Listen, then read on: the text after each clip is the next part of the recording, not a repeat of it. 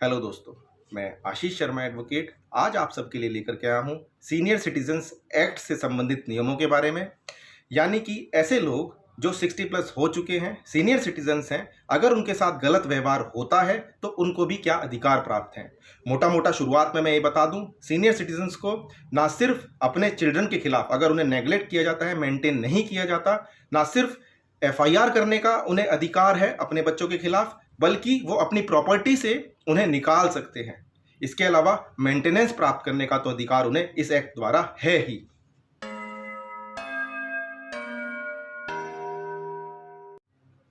दोस्तों, इस एक्ट का पूरा नाम maintenance and welfare of parents and senior citizen act 2007 है। इस एक्ट का जो उद्देश्य है वो है कि सीनियर सिटीजन डिग्निटी के साथ और पीसफुल तरीके से अपनी लाइफ जी सकें। अगर चिल्ड्रन ऐसा व्यवहार उनके खिलाफ नहीं करते हैं, अच्छा व्यवहार नहीं करते हैं, गलत व्यवहार करते हैं, इल ट्रीटमेंट देते हैं, तो सीनियर सिटीजन्स को ना सिर्फ अपनी सुरक्षा का अधिकार प्राप्त है, अपनी प्रोटेक्शन का अधिकार प्राप्त है, बल्कि ऐसे बच्चों से वो अपनी प्रॉपर्टी भी बचा सकते हैं। यानी कि उनको वो उस प्रॉपर्टी से एविक्ट भी कर सकते हैं।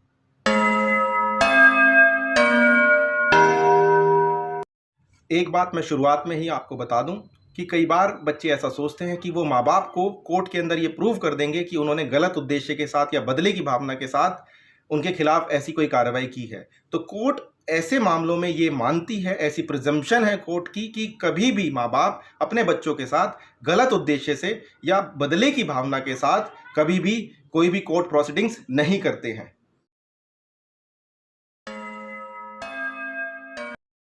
आज जो मैं आपको जानकारी दे रहा हूं, इसमें बेसिकली जो सीनियर सिटीजन्स एक्ट के अंदर 3 चीज़ें मैं कवर करूंगा। पहला मेंटेनेंस का अधिकार, दूसरा एफआईआर का, तीसरा प्रॉपर्टी से एविक्शन का।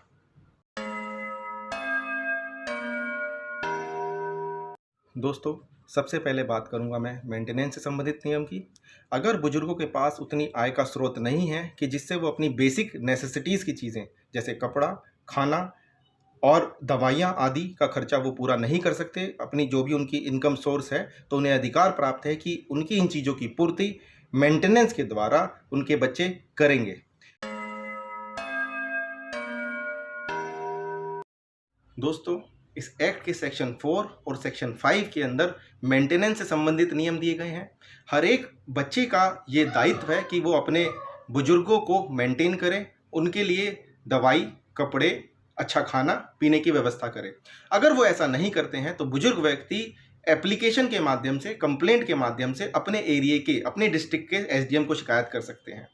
वो ना सिर्फ अपनी में कर सकते हैं, अगर उन्हें ऐसा लगता है, यानी मैं जुरिडिक्शन के पॉइंट की बात कर रहा हूँ, कि वो ऐसे केस को जहाँ उनका बच्चा रहता है, अगर वो किसी और डिस्ट्रिक्ट में रहता है तो उस डिस्ट्रिक्ट में भी वो कंप्लेंट फाइल कर सकते हैं।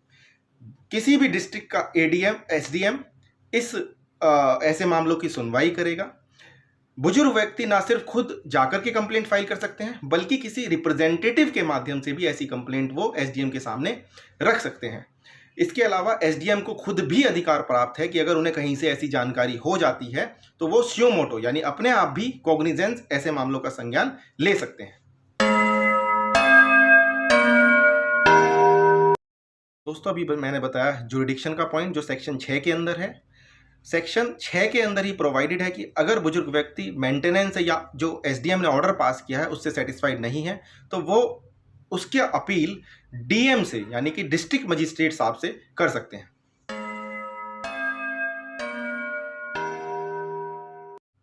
दोस्तों, इस एक्ट की सबसे बड़ी खासियत यह है कि इसका जो प्रोसीजर है बहुत समरी प्रोसीजर है। इसके अंदर बहुत ज़्यादा इंतजार बुजुर्गों को नहीं करना पड़ता है, बहुत ज़्यादा कॉम्प्लिकेटेड इस व्यवस्था का नेचर नहीं है।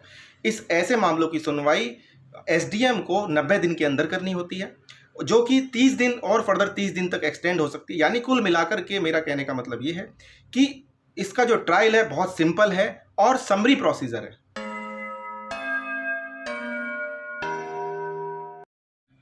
दोस्तों, अब मैं बात करूंगा एफआईआर से संबंधित नियम की।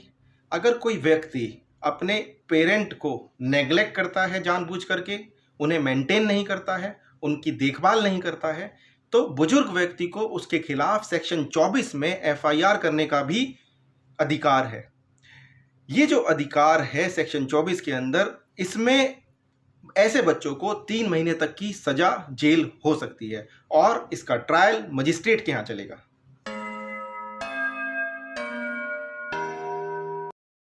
दोस्तों, अब मैं बात करूंगा बहुत ही इंपॉर्टेंट नियमों के बारे में। अगर कोई व्यक्ति अपने पेरेंट को नेग्लेक्ट करता है, मेंटेन नहीं करता है, तो बुजुर्गों को यह अधिकार प्राप्त है कि वो ऐसे बच्चों को अपनी प्रॉपर्टी से एविक्ट कर दें, यानी कि ऐसे बच्चों को अपनी प्रॉपर्टी से निकाल दें। ऐसे मामलों की सुनवाई का अधिकार अगर हम दिल्ली की बात करें तो डिस्ट्रिक्ट मजिस्ट्रेट को है। ऐसे मामलों का प्रोसीजर भी समरी प्रोसीजर है।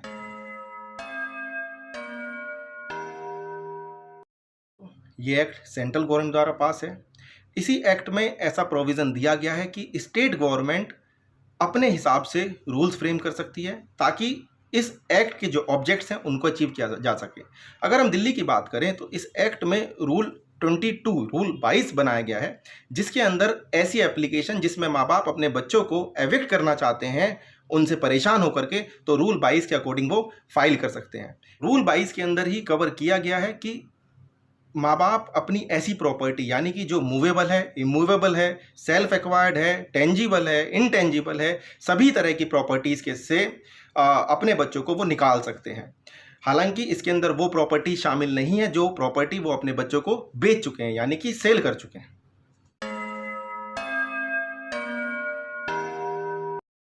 दोस्तों, बहुत बार कोर्ट में ये पॉइंट आता है कि माँ बाप ने जो कंप्लेंट अपने एरिया के एसडीएम या डीएम को दी, उसके अंदर उन्होंने मेंटेनेंस नहीं मांगा, सीधा प्रॉपर्टी से निकालने की प्रेयर मांग ली। तो ऐसे मामलों में ये अनुभव किया गया है, दिल्ली हाई कोर्ट ने भी ऐसी डायरेक्शन पास करी है कि ज़रूरी नहीं है कि माँ बाप पहले मेंटेनेंस मांगे, अगर उन्हें मेंटेनेंस नहीं मिलता तभी वो प्रॉपर्टी से निकालने के लिए एलिजिबल होंगे।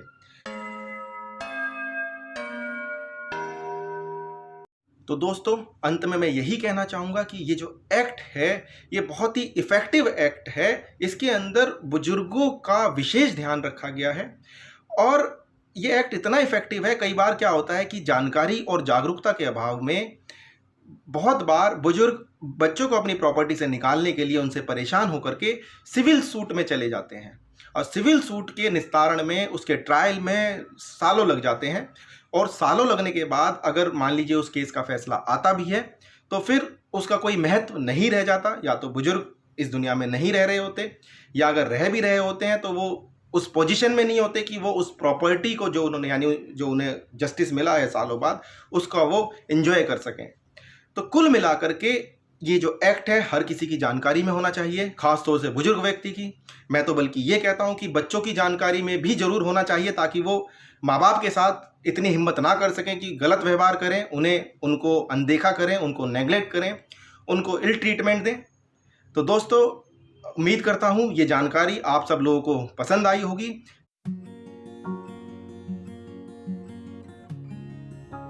तो अगर आपको ये जानकारी पसंद आई है तो अपने लोगों में इसको जरूर शेयर करें और इस कानून के बारे में सभी लोगों को अवेयर करें, जागरूक करें। धन्यवाद।